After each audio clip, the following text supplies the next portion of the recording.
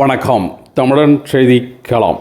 சிதம்பரம் அருகே சாலையில் உலா வந்த முதலையால் பரபரப்பு, வாகன ஓட்டிகள் அதிர்ச்சி.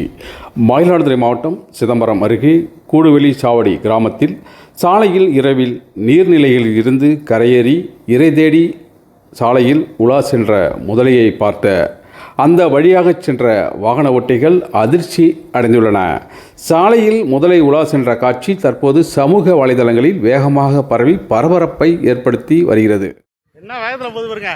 இதே தண்ணியாக இருந்தால் நம்மளை என்ன பாடுபடுத்தும். அடிச்சு ஒரு ரேட்டு காலி பண்ணுறாரு. அவருக்கு வழி இல்லை, போகிறதுக்கு வழி இல்லை.